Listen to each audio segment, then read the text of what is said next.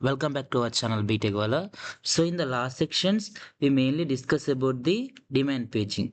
So in this section, we are going to discuss some new topic. So in the demand paging, you see that. So this is the demand paging. In the last section, we discuss about demand paging. So in the demand paging, we clearly observe that there is a topic of page replacement.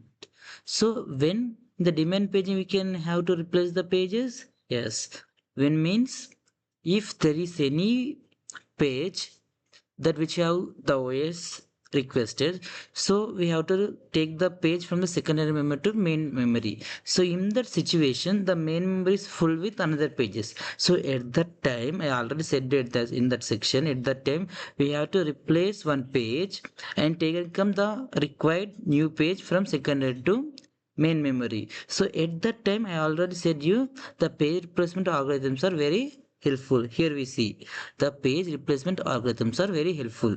So today is the topic. You understand what I am going to tell. To the topic is page replacement algorithms. Now we will see how on what criteria the pages are going to replace. So on which situations or on the which pages are going to replace with another pages that will be suit to that situation. Now we are going to discuss the things here. So this is our title, Page Replacement Algorithms in Operating Systems. So we all know already I say what is page replacement. So now I think I not need to tell as much as explain briefly. So first we're going to an operating system that uses paging, a page replacement algorithm is needed when a page fault occurs and no free page frame is available.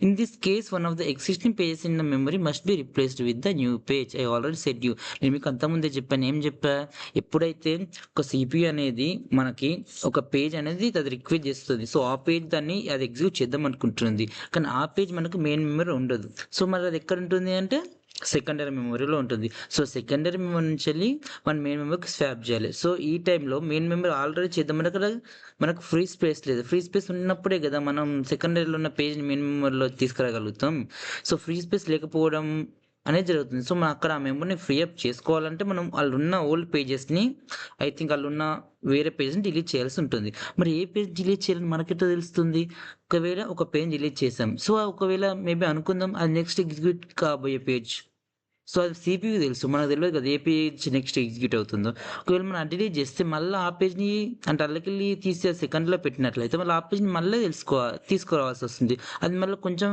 వేరే process అదంటే I mean అది కొంచెం difficult process ఊరికే time waste and CPU కూడా ఎఫిషియన్సీగా work చేయకపోవడం అనేది జరుగుతుంది so ఈ సిచ్యువేషన్లో మనం దృష్టిలో పెట్టుకుని కొన్ని ఆల్గోరిథమ్స్ అనేవి క్రియేట్ చేస్తారు సో ఈ ఆల్గోరిథమ్స్ బట్టి మనం పేజ్ని రిప్లేస్ చేస్తే మనకి ఏం ఫ్యూచర్లో అంటే ఫ్యూచర్లో టైం వేస్ట్ కాకుండా ఎఫిషియెంట్గా సిపియు వర్క్ చేయడానికి అవకాశం ఉంటుంది అది ఎలాగైతే ఇప్పుడు కొన్ని ఉంటాయి ఏ విధంగా ఇప్పుడు మీరు చూడండి ఇక్కడ ఫీఫో ఇవన్నీ ఈ 4 ఉన్నాయి కదా ఈ 4 అనేవి పేజ్ రిప్లేస్మెంట్ ఆల్గోరిథమ్స్ సో మన ఫర్దర్ సెక్షన్లో వీటి గురించి డీప్గా మనం తెలుసుకోవడం జరుగుతుంది సో ఫస్ట్ నేను చిన్న ఎగ్జాంపుల్ మీకు అర్థం కావాలి కాబట్టి చెప్తున్నా ఫస్ట్ అవుట్ ఇందులో ఏంటంటే ఏ పేజ్ అయితే ఫస్ట్ పెడతామో సో ఆ పేజ్ మనం ఫస్ట్ తీసేస్తాం అన్నమాట ఫస్ట్ ఏదైతే ఫస్ట్ పేజ్ అనేది మనం మేము డౌన్లోడ్ చేసుకుంటాం ఆ పేజ్ మనం ఒకవేళ పేజెస్ లేకుండి ఫ్రీ మెంబర్ లేకుండి కొత్త పేజ్ రావాలంటే ఏదైతే ఫస్ట్ మనం పేజ్ అనేది మెనూ పెడుతుందో ఆ పేజ్ డిలీట్ చేయడం జరుగుతుంది సో అట్లా జరగడం వల్ల యూజ్ ఏంటంటే ఆల్రెడీ మనం ఫస్ట్ ఆ పేజ్ పెట్టినప్పుడు దాని మీనింగ్ ఏంటిది సో అప్పుడు ఆ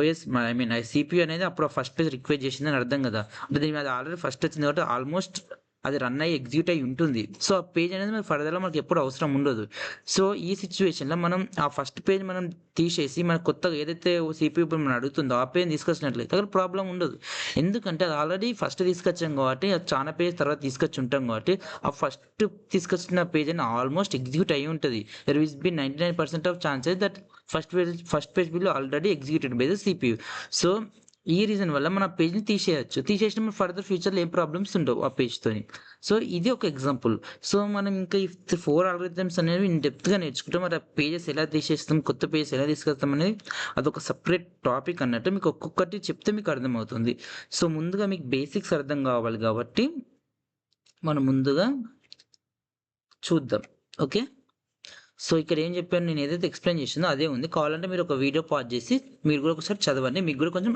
అర్థం అనేది అవుతుంది. ఓకేనా? So the virtual memory managing performance by this. So ఈ విధంగా ఆల్రెడీ మీకు చెప్పిందే ఉంటుంది. ఏముంది ఇక్కడ, selecting a victim page using a page replacement algorithm, marking it as the page table entry as not present. If the page was modified, that return it back to the disk before replacement. The efficiency of page replacement directly affects the page folder, which is turn impact system performance. So నేను already ఏం చెప్పాను అదే ఉన్నది. ఇక్కడ ఏం చేసిన, ఒక victim page select చేసుకొని పేజ్ రిప్లేస్మెంట్ ఆల్గోరిథం వల్ల పేజ్ రిప్లేస్మెంట్ ఆల్గోరిథం యూజ్ చేసుకొని సో మనం స్వాపింగ్ అనేది చేయమని చెప్తున్నాడు. సో అలాగే పేజ్ టేబుల్ కూడా మాడిఫై చేయమంటుండు. సో ఇలా సంథింగ్. ఇక్కడ ఇంకోటి ఏంటంటే main point, the efficiency of page replacement. So ఒక్కొక్క పేజ్ రిప్లేస్మెంట్ ఆల్గోరిథం ఒక్కొక్క ఎఫిషియన్సీ ఉంటుంది. కొన్ని ఆల్గోరిథమ్స్ యూజ్ చేసుకుంటే బెస్ట్గా అవుట్పుట్ అనేది జరుగుతుంది. సో ఈ యొక్క పేజ్ రిప్లేస్మెంట్ ఆల్గోరిథం ఎఫిషియెంట్ బట్టి కూడా మన సిస్టమ్ పర్ఫార్మెన్స్ అనేది డిపెండ్ అవుతుంది అని చెప్తుంది. చూసారా, మనకి ఇక్కడ ఒక ఆల్గోరిథం బట్టి మన సిస్టమ్ పర్ఫార్మెన్స్ అనేది డిసైడ్ అవుతుంది. సో ఇది మీరు మెయిన్గా అర్థం చేసుకోవాల్సిన విషయం. సో ఈ పాయింట్ అనేది చాలా important. So I think you understand what I'm going to explain.